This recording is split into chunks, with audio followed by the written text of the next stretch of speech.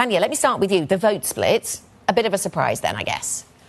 Yes, it is, but at the same time it's not, because the data points clearly in the direction of falling inflation. So let me maybe frame it from the perspective of supply and demand shocks. So what we saw in 2025 was a year of cost push shocks. So these were negative supply shocks because of fiscal policy and because of tariffs, right? So it was more expensive for firms to produce and they had to pass on some of the higher prices. But going forward, actually we're going to see a positive supply shock coming from AI adoption, right? So as you adopt more AI and you replace it with expensive labor, then you can pass this lower, effectively, marginal cost of production to the final consumer, especially industries that are more competitive. And then also, unfortunately, we're going to have negative demand shock, which is coming from sustained higher unemployment because of AI adoption, but also because of expectation of fiscal policy essentially increasing, potentially high taxes. Okay, there's a lot in there. We'll save the AI commentary and thoughts about that for just a moment. Just to focus in on what it is that's got them to this place. So the Bank of England lowering their inflation forecast for the next 3 years. And there was always the possibility that this is where they lean, bringing down their inflation expectations and therefore suggesting there's not as many barriers to cutting.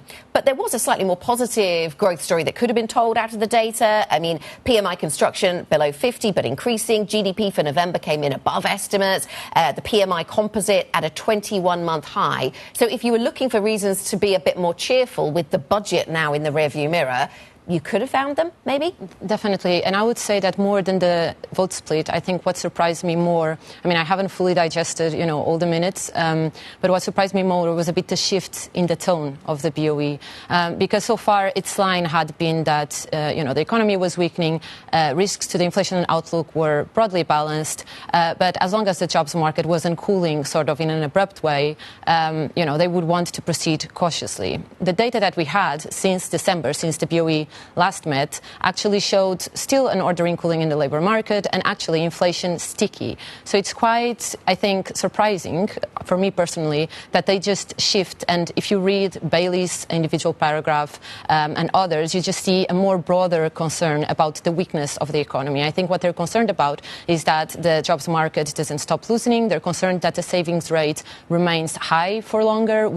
There's this expectation, and in our forecast we do have that the savings rate will fall down a bit because uncertainty is easing, interest rates are being lowered. But there's also this alternative narrative, which is savings rate might be permanently higher because of all the sort of structural shocks that we've witnessed. And it seems that they're just much more concerned about the downside risks to the outlook stemming from that, rather than actually pay expectations or signs of sticky inflation, which are also there, but they just now seemed as a whole, as a committee, less concerned about the stickiness of inflation. Yes, it was interesting. I was homing in on the comments from Breeden because she was the one that was maybe the surprise here. And she was saying that new analysis shows lower wage growth and more slack. So they're not focusing on sticky wages at the margin, focusing there on that dynamic of wages. Yeah, and I would say that over the past 2 years, at least, this annual pay survey that they get every February has been really influential in their thinking. And now that number came in at 3.4%.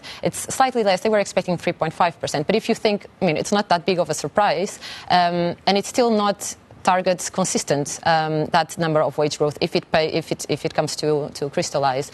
So in a way they're kind of not paying so much attention to that side of things. And I think it was also pretty telling that they dropped the word gradual. Yes. I think that was the biggest surprise, and I think that leaves the range of outcomes. What do they mean? Do they mean that they can go back to back, or does it mean that just they go lower?